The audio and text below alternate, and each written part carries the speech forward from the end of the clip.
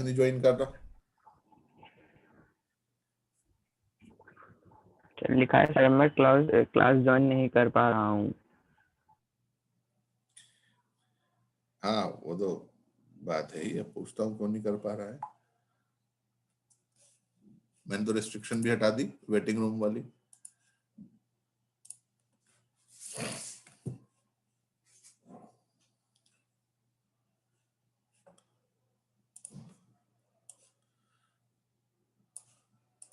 कल के काम में कोई प्रॉब्लम हो किसी को भी तो बताएं।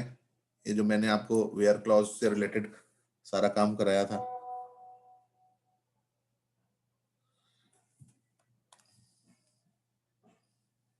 ठीक है,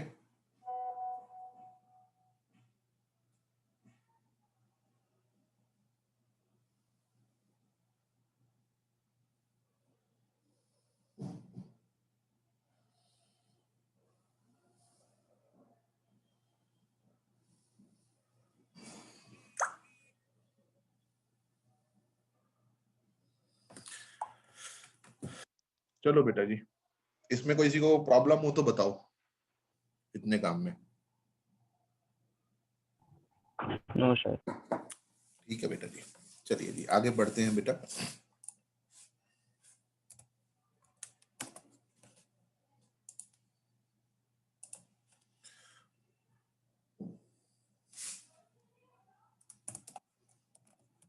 remove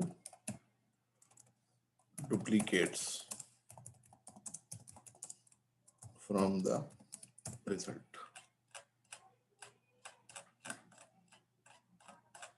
remove duplicates from the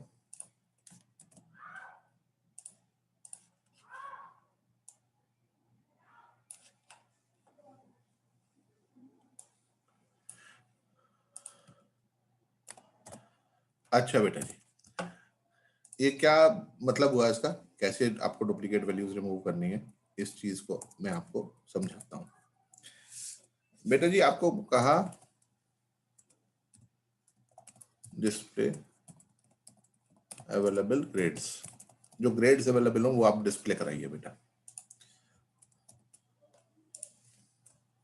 sir पिछले असाइनमेंट का क्वेश्चन पूछ सकते हैं? बिल्कुल बेटा जी, अभी मैं पढ़ा लूं, 2 टॉपिक मुझे पढ़ाने, मैं पिछले असाइनमेंट क्वेश्चन बता दूंगा। आप मेरे को पहले बोल देते तो मैं पहले करा देता बेटा। ये बात सर ढूंढ रहा था वो। आप ढूंढ के रख लो। अगर आज टाइम मिलता है तो आज, नहीं तो कल आपको पहले असाइनमेंट के क्वेश्चन ही कराऊंगा बेटा। ठीक है, ये 2 ओके टॉपिक। सर।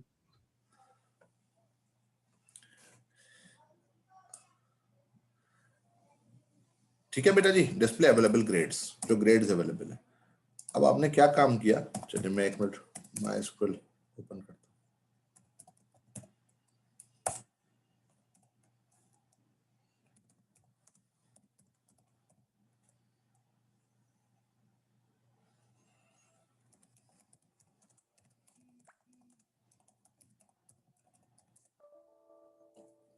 स्पेलिंग रहता है SELECT।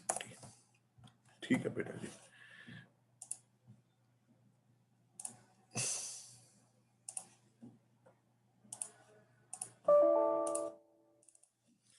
अच्छा जी, तो ये ग्रेड्स हैं बेटा जो हमारे पास अवेलेबल है। ये ग्रेड्स हो गए बेटा। तो इसके लिए हमें कमांड क्या लिखना है? Select grade from employ. तो इसने जो ग्रेड्स बताए बेटा जी, वो ACAAB ये ग्रेड्स बता दिए। ACAAB ये ग्रेड्स बता दिए। अच्छा बेटा जी, अब ये जो ग्रेड्स हैं हमारे पास, इसमें तो रिपीटेड ग्रेड्स आ गए ना। ए कितनी बार आ गया? 3 टाइम्स। अवेलेबल ग्रेड्स बताने, जो भी ग्रेड्स हमारे पास अवेलेबल हैं, जितने भी ग्रेड्स हमारे पास अवेलेबल है। तो we have only A, B and C। तो इस तरह की प्रॉब्लम जब भी हमें सॉल्व करनी है कि जहां पर रिपीटेड वैल्यूज ना आए, तो हम डिस्टिंक्ट यूज करते हैं। हम यूज करते हैं बेटा डिस्टिंक्ट। We use distinct.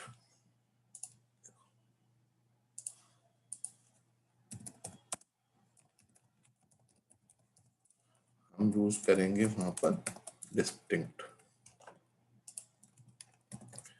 तो क्या एग्जांपल कैसे लिखेंगे बेटा?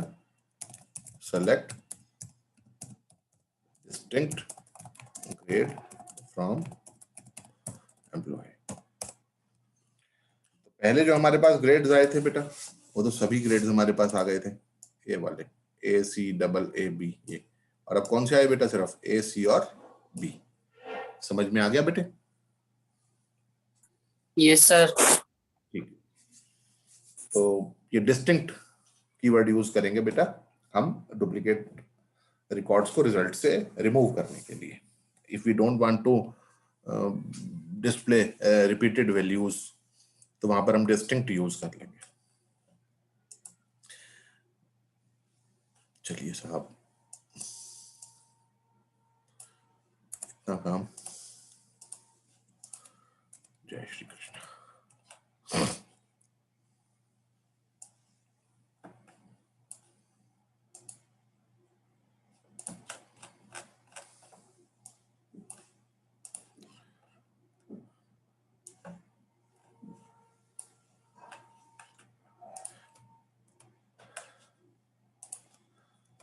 अच्छा बेटा जी, नेक्स्ट टॉपिक जो हमें पढ़ना है,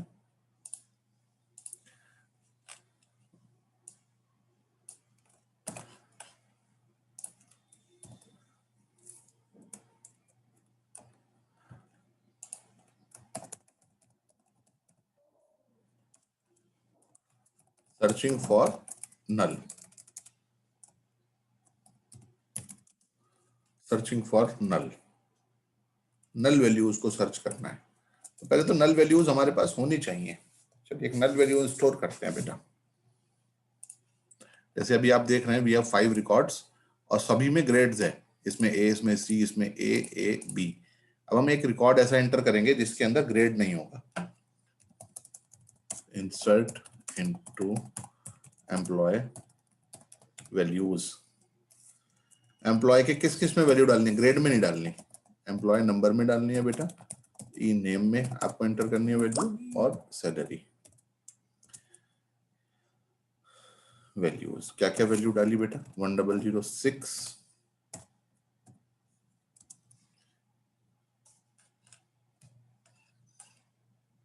नेम हो गया भास्कर, और इनका सैलरी आपने मान लिया 9000। ग्रेड नहीं एंटर करा हमने। अब हमारे पास रिकॉर्ड्स कैसे आएंगे इनके? ये देखो यहाँ आ रहा है ना नल, ये। तो अब देखो, हम अगर हमें नल वैल्यू वाला रिकॉर्ड चाहिए, जैसे हमने आपसे कहा display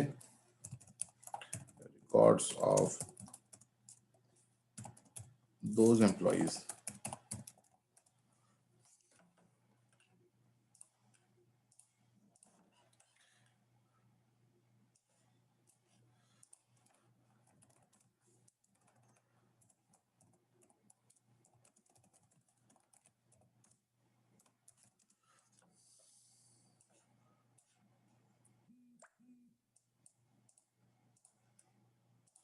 display records of those employees, ठीक है, whose grade is not decided yet, जिसका ग्रेड अभी तक डिसाइड नहीं हुआ है। आपको वो वाला रिकॉर्ड्स डिस्प्ले कराना है जिनका ग्रेड अभी तक डिसाइड नहीं हुआ है। तो ग्रेड डिसाइड नहीं हुआ है यानी कि ग्रेड के अंदर कोई वैल्यू नहीं है। तो क्या कमांड लिखेंगे बेटा? आप लिखेंगे select asterisk from employee where grade, क्या लिखें बेटा इसके आगे?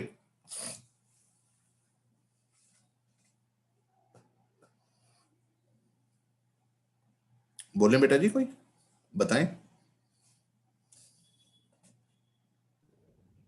नल। हाँ, ग्रेड नल लिख दूं बस? ऐसे काम चल जाएगा?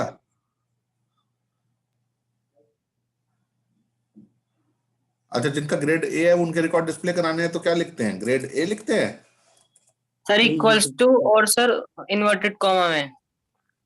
अच्छा, यही ना। तो अब हमें रिकॉर्ड डिस्प्ले कराने हैं उनके जिनका ग्रेड नल है। तो बंसल साहब तो कह रहे ग्रेड नल लिख दें। सर नहीं, इक्वल टू लो जी, और उसमें ब्रैकेट। चलो भाई साहब ने कहा इक्वल टू, तो इन डिग्री में थोड़ा ना आएगा ये। नहीं उसमें नहीं आएगा, लेकिन देखो तो सही ग्रेड इक्वल टू नल से क्या आया, एम्प्टी सेट, जबकि आपके पास रिकॉर्ड है। सिंगल कोट भी लगा लो, इससे भी एम्प्टी सेट है। जब भी हमें नल के लिए काम करना होता है ना, हमारा ऑपरेटर होता है इज, हमारा ऑपरेटर होगा इज। ठीक है बेटा, नल के लिए हमेशा इज यूज करते हैं।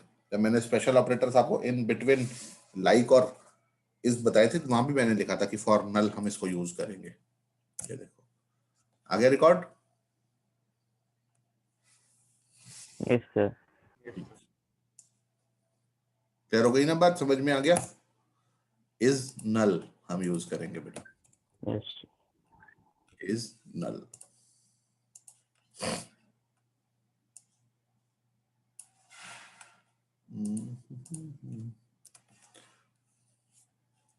तो ये कमांड भी कैसा है बेटा, इनकरेक्ट है।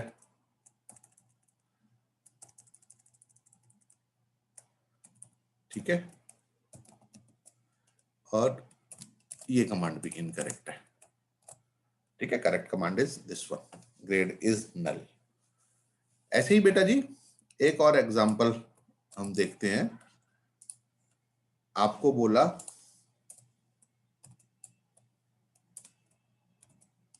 display records of those employees whose grade is decided, who has some grade,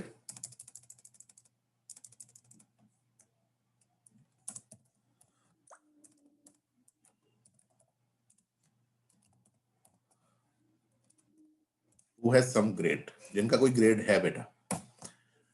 तो ग्रेड है यानी कि ग्रेड वाला जो फील्ड है बेटा, ये है ना, ग्रेड वाला जो फील्ड है वो नल नहीं है, तो उसके लिए क्या कमांड लिखेंगे बताओ। Sir select asterisk from employee where grade is not null. Is not null. बहुत बढ़िया, बहुत सुंदर। Where grade is not null.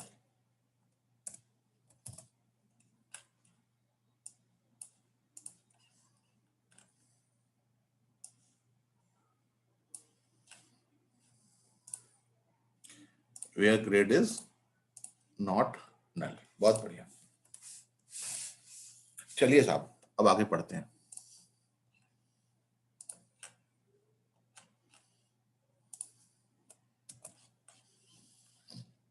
Next topic जो हमें पढ़ना है वो पढ़ना है बेटा arrange records in ascending order. Records को अरेंज करना असेंडिंग या डिसेंडिंग ऑर्डर में बेटा। ठीक है, तो कैसे करेंगे बेटा जी।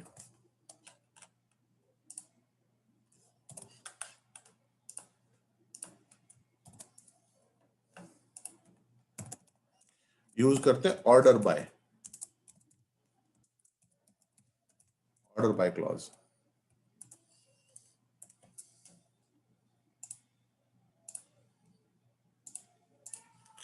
use order by clause to arrange records in ascending या descending order। ठीक है बेटा जी, ऑर्डर बाय क्लॉज यूज करते हैं। सिंटेक्स क्या होगा बेटा इसका, ऑर्डर बाय क्लॉज का? पहले लिखेंगे सेलेक्ट स्टेटमेंट, जो भी आपका सेलेक्ट स्टेटमेंट है, टेबल नेम के साथ, कंडीशन के साथ, जो भी है। ठीक है, उसके बाद लगाएंगे ऑर्डर बाय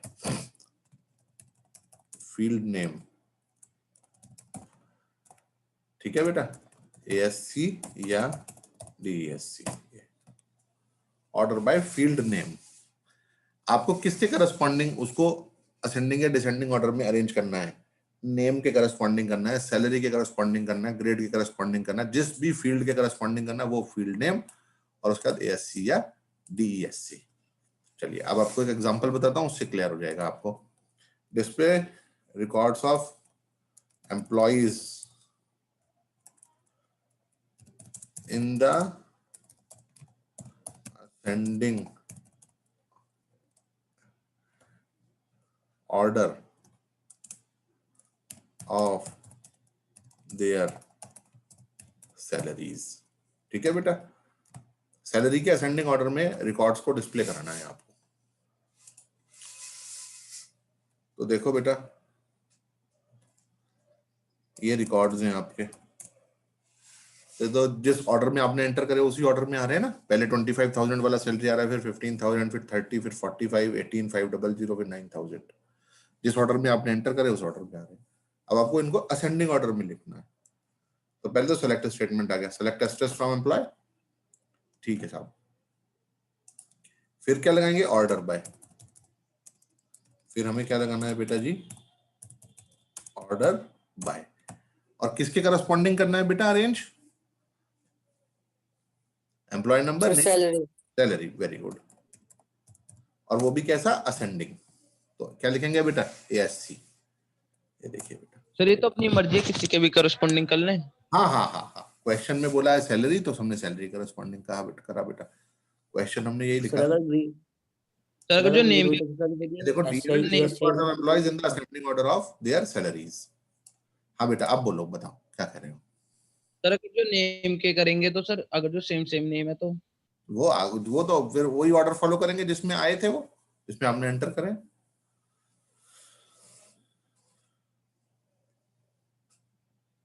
पहले तो फर्स्ट एंट्री वाला ही आएगा ना बेटा उसमें। यस ये आपको सर। समझ में आ गया बेटा जी, इसमें कोई डाउट हो तो बताओ।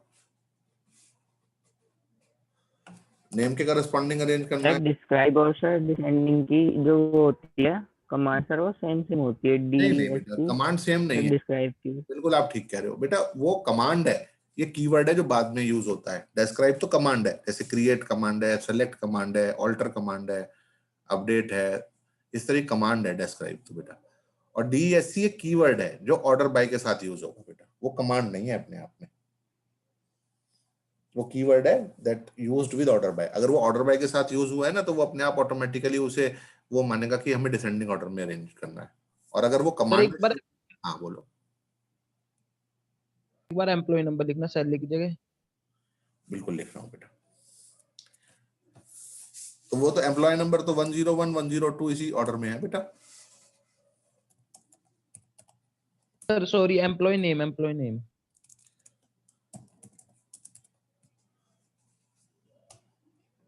ठीक है, यस सर। और बताओ बेटा।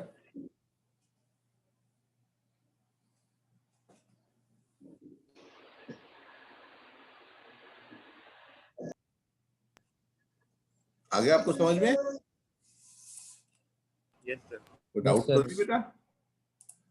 चलिए अभी आपको डिसेंडिंग ऑर्डर वाला भी बताता हूँ बेटे।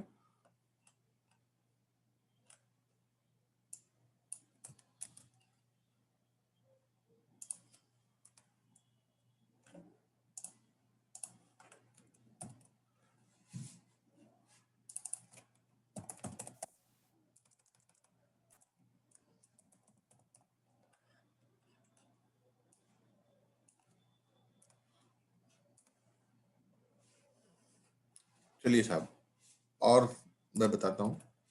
अच्छा एक बात आप और समझ लो बेटा, ये जो आपने अरेंज करा ना, एएससी लिखा तो रिजल्ट आया। अगर एएससी ना भी लिखते तब भी सेम रिजल्ट आता, क्योंकि बाय डिफॉल्ट जो अरेंज करता है ना ऑर्डर बाय, वो असेंडिंग ऑर्डर में ही अरेंज करता है बेटा। बाय डिफॉल्ट जो अरेंज करता है वो असेंडिंग ऑर्डर में ही अरेंज करता है। ये बात लिख देता हूँ बेटा।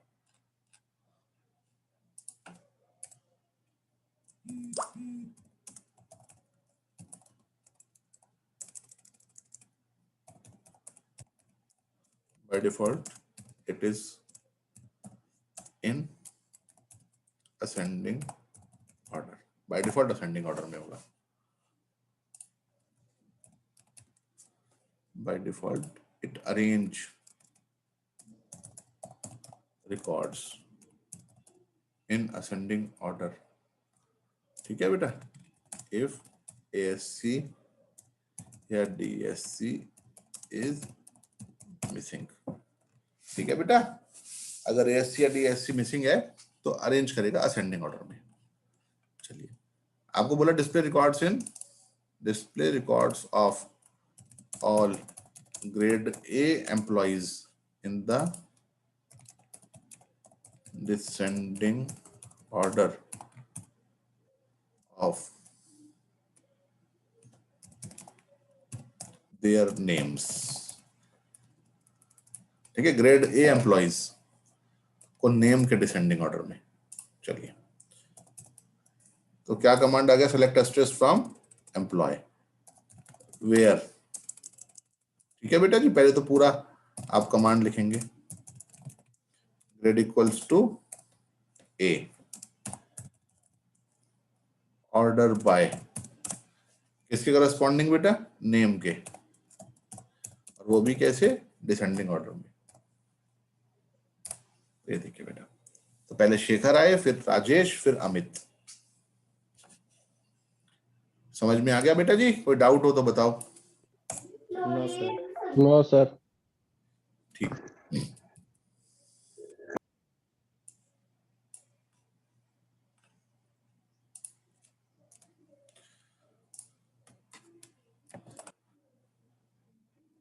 चलिए, अब आप बताइए कोई प्रॉब्लम आपको जो पूछना था. किनको पूछना था? असाइनमेंट का क्वेश्चन मैं बताता हूँ बेटे.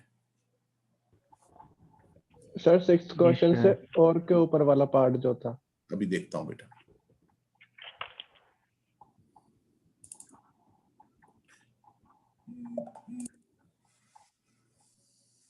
क्वेश्चन नंबर 6, डिफाइन टेबल इन MySQL.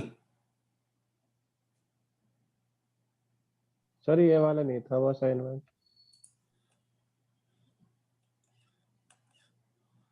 तो क्वेश्चन बोल दो तुम, क्या था?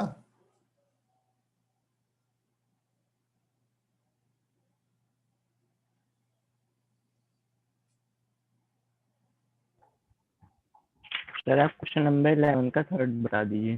कोई बता रहा हूँ बेटा. मैंने इसके अलावा भी कोई थर्ड असाइनमेंट है? No sir. बेटा ये तो इसमें वो आएगा काउंट एस्टेरिस्क. इसका जो आउटपुट आएगा मैं लिख देता हूँ. सेलेक्ट. सर वो है display record of those employees whose salary 3000 to 2000.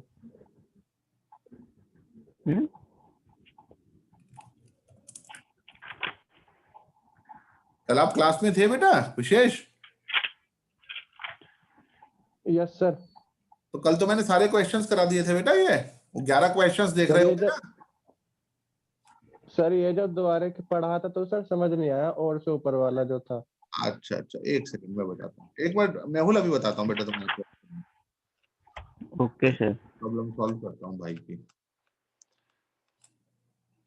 बेटा ये वाला क्वेश्चन कह रहे हो, display records of those employees whose salary. Yes sir. तो बेटा ये salary greater than equal to 20,000 हो गया और लेस देन इक्वल टू 30,000 हो गया. तो ये 20,000 टू 30,000 ये एक रेंज हो गया. दोनों कंडीशन सेटिस्फाई होने चाहिए. दैट्स व्हाई आपने क्या लगा दिया यहाँ पर? एंड. और जब भी रेंज होता है वहां पर आप बिटवीन भी यूज कर सकते हैं. तो जैसा आपने ये लिखा ना बेटा, ठीक है, वैसे ही आप ये भी लिख सकते सर हैं. मैं सही बात पूछनी Yes, sir. थी. हाँ बोलो बेटा. सर इसमें सर बिटवीन है, हाँ, तो सर बिटवीन में सर 20,000 30,000 से छोड़ना लेगा वो. दोनों को 20,000 inclusive है 30,000 बेटा. वाली. रेंज में इंक्लूसिव होती है दोनों वैल्यूज. Okay sir. विशेष समझ में आ गई बेटे बात? Yes sir. और कोई डाउट हो तो पूछ लेना बेटे. सर बिटवीन के अंदर इंक्लूसिव रहेंगे दोनों? हाँ इंक्लूसिव रहेंगे बेटा, बिटवीन में इंक्लूसिव होते हैं. बेटा जी आपका क्वेश्चन मेहुल ये रहा. देखो ये था question, count asterisk for employee where bank name equals to union bank.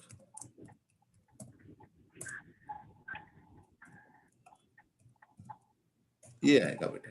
तो अभी मैंने एग्रीगेट फंक्शंस आपको पढ़ाए नहीं है, कल पढ़ाऊंगा बेटा मैं, तो आपको क्लियर हो जाएगा बेटा। और काउंट टेस्ट यूज करते हैं हम इसके लिए। Okay sir. सर कैंडिडेट की ये तो होती है यूनिकली आइडेंटिफाई रोज जो करती है। हाँ बेटा, इफ मोर